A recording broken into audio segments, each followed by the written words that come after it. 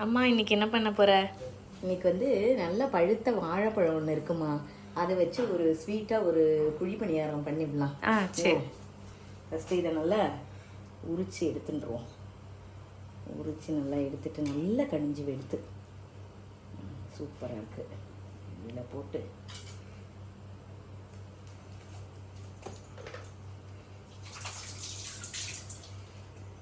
நல்லா மசிச்சு விட்டுருவோம்.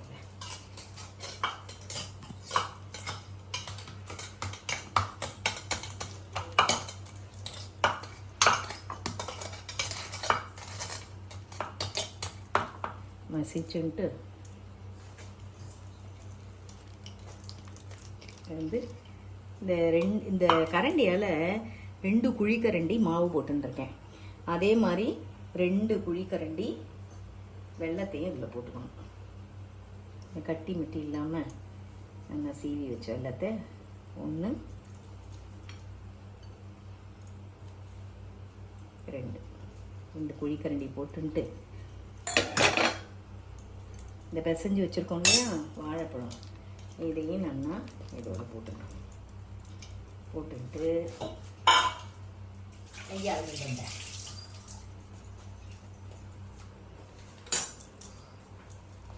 ஏலக்காய் பொடி இருக்கு.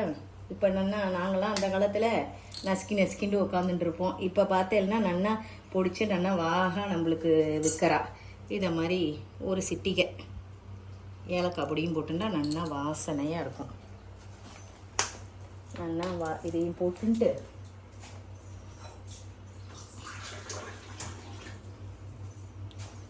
தண்ணியை நல்லா விட்டு தேவையான அளவு நம்மளுக்கே இதை பிசைகிறச்சே தெரியும் எவ்வளோ தண்ணி ஊற்றிக்கிறது அப்படின்னு.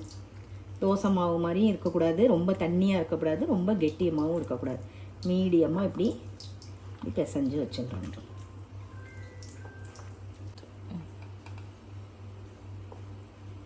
இது என்னம்மா? இது வந்து சமையல் சோடா உப்பு நம்ம கொஞ்சமாக போட்டோம்னா நல்லா வரும். அதுக்காக கொஞ்சமாக சமையல் சோடா உப்பு அதை போட்டு நல்லா இந்த பதத்துக்கு வரணும்.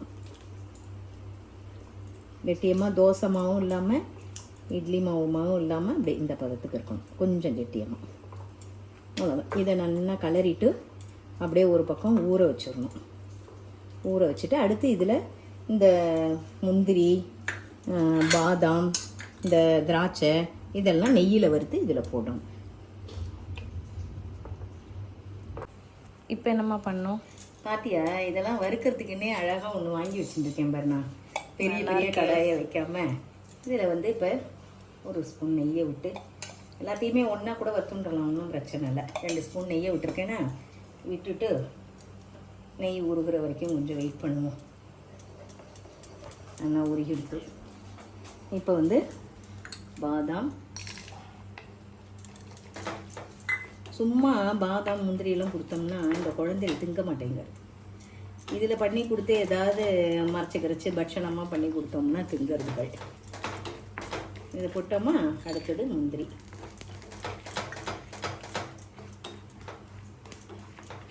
அதுக்கப்புறமா கொஞ்சம் திராட்சை. இதில் இப்போ கருப்பு திராட்சை கூட கிடைக்கிறது, அது உடம்புக்கு ரொம்ப நல்லதுன்னு சொல்கிறான். அதை கூட போட்டுக்கலாம். அடுத்து பார்த்தோன்னா தேங்காய். இந்த தேங்காய் வந்து அவ்வளோ நல்லது. தேங்காயும் 1 ஸ்பூன் போட்டுக்கோங்க. அதோடைய இதை நம்ம டப்பாவில் வச்சுருக்கேன். இந்த டப்பாலன்னா நான் என்ன பண்ணுவேன், தினைக்கும்லாம் திருவத்துக்கு நேரம் இருக்காது ஸ்கூல் போகும்போது. அதனால் என்ன பண்ணுவேன், அப்பா தான் பாவம் இந்த ஹெல்ப்பை எனக்கு பண்ணுவாள். தேங்காய் எண்ணெய்னா திருவி இந்த மாதிரி ஏர்டைட் கண்டெய்னரில் போட்டு ஃப்ரீசரில் வச்சுருவோம். வச்சுட்டு காத்தால் அவர் எந்தோன்னே என்ன பண்ணுவார், எடுத்து வெளியில் வச்சுருவார். வேலையாத நான் சமைச்சு முடிச்சோன்னா நான் எடுத்து உள்ளே வச்சுருவேன். அப்போ வந்து நம்மளுக்கு இந்த நல்லா அவசரமாக நம்ம பண்ண வேண்டாம். அப்படியே ஃப்ரெஷ்ஷாக நம்ம எப்படி பண்ணி போடுறோமோ அதே மாதிரியே இருக்கும். எந்த மாற்றமுமே இருக்காது. அப்போ திரும்பி போட்டால் என்ன ஒரு சுவையும் இது டேஸ்ட்டும் கிடைக்குமோ அதே தான் இதுலேயும் கிடைக்கும். இந்த பார், இப்போ நல்லா இதே வறுத்தாச்சு. வறுத்து விட்டு இதை எடுத்து அந்த நம்ம கலந்து வச்சுருக்கோம் பற்றிய மாவு அதில் போட்டுக்க வேண்டியதுதான். ஆனால் வாசனை எப்படி கமாளிக்கிறது பார். இதை எடுத்து இதில் போட்டுடணும்.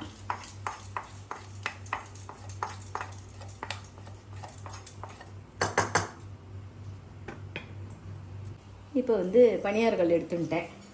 இது நல்லா தட்டையாக இருக்குது பாரு. சிலது குழிவாக இருக்கும், அங்கே எங்கேயும் ஓடும். இது ரொம்ப நல்லா இருக்கும். இந்த பனியாரக்கல்லை வச்சு சூடு பண்ணிவிட்டு இதில் என்ன பண்ணணும், ஒரு குழிக்கு கொஞ்சம் கொஞ்சம் நெய்னா நெய், எண்ணெய்னா எண்ணெய், எது வேணால் ஊற்றிக்கலாம். நம்ம பாத்தில் எல்லாருக்கும் நெய் விட்டால் ரொம்ப பிடிக்கும். அதனால் நான் நெய்யை விட்டே பண்ணுறேன். பண்ணிட்டு இப்போ இந்த இது வச்சுருக்கோம் இல்லையா, இந்த வறுத்து போட்டதை வச்சுருக்கோமா, இதை நல்லா கிளறி விட்டுக்கலாம். பார்க்கவே நல்லா எம்மியாக டேஸ்ட்டாக இருக்கும்.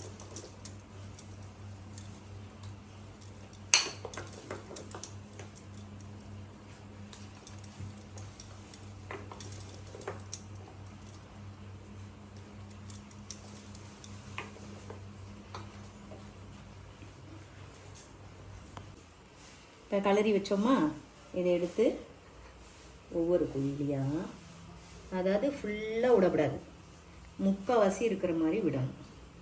அப்போ தான் அது நல்லா வெந்துட்டு வரும்.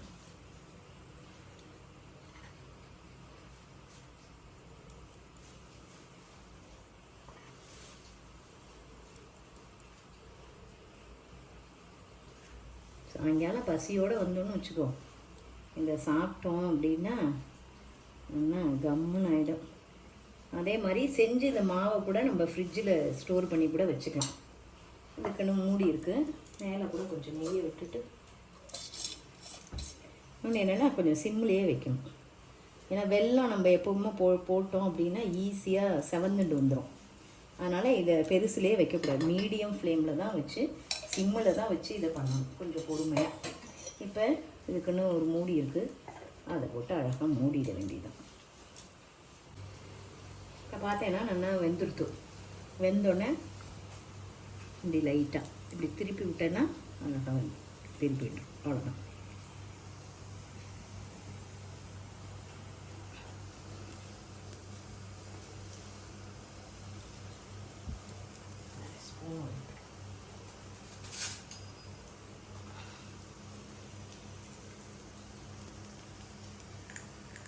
இதாலேயே திருப்பலான்னு பார்த்தேன், திருப்ப முடியல.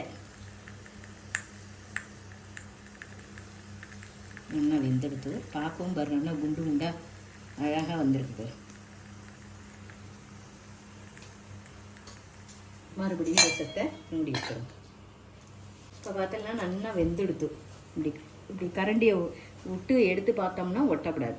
அதுதான் வெந்திருக்கிற பதம். இன்னொன்று வந்து இந்த மாவு என்ன மாவுன்னு உங்களுக்கு டவுட் வரும். இது வந்து கோதுமை மாவு. நான் ஆரம்பமே 2 கரண்டி மாவுன்னு சொன்னேன்னு கொஞ்சம் கோதுமை மாவுன்னு சொல்லலை. இப்போ பார்த்தேன்னா இப்படி எடுத்து வச்சுட்டோம் அப்படின்னா நல்லா சுட சுட நல்ல பணியாரம் ரெடியாக எடுத்து நீங்களும் செஞ்சு பார்த்து சாப்பிட்டுட்டு எப்படி இருக்குன்னு எனக்கு கமெண்ட் பண்ணுங்க. ஓகேவா?